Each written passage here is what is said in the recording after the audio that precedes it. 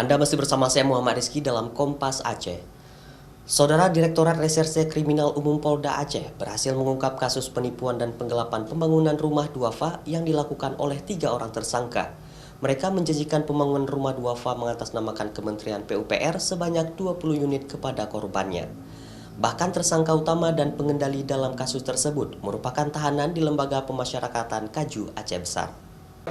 Tindak pidana penipuan dan penggelapan pembangunan rumah duafa yang dilakukan oleh tersangka RI, MK, dan JK tersebut dengan cara menjanjikan pekerjaan pembangunan rumah duafa mengatasnamakan Kementerian PUPR kepada korbannya Muhammad Nasir sebanyak 20 unit rumah gratis yang berlokasi di beberapa wilayah di Aceh. Para tersangka kemudian meminta uang sebesar 2 hingga 4 juta rupiah untuk setiap unit rumah kepada korban sebagai biaya surat perintah kerja bodong atau palsu yang dibuat para tersangka. Total kerugian dalam kasus ini sebesar 230 juta rupiah.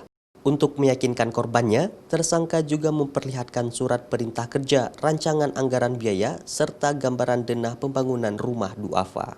Tersangka utama dan pengendali dari proyek penipuan dan penggelapan pembangunan rumah duafa ini adalah JK.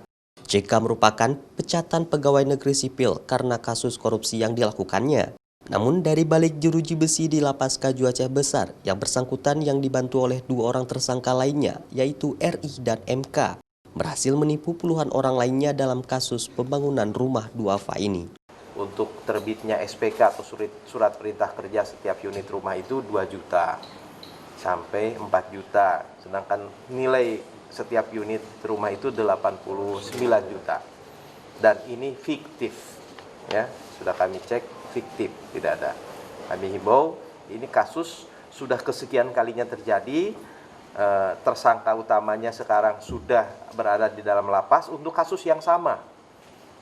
Dan juga ada kasus yang lain. Sekarang dia melakukan juga kasus yang sama ini, mengulangi lagi di dalam lapas. Sementara itu, jajaran Ditreskrimum Polda Aceh juga berhasil mengungkap kasus penipuan untuk masuk sebagai anggota Polri yang melibatkan 2 orang tersangka MZ dan AA.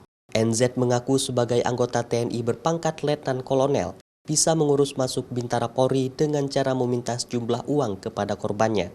Korban bernama Suwandi mentransfer uang sebesar 183 juta kepada 2 orang tersangka sebagai biaya pengurusan anak Suwandi bernama Muhammad Fernanda supaya diterima sebagai Bintara Polri Polda Aceh.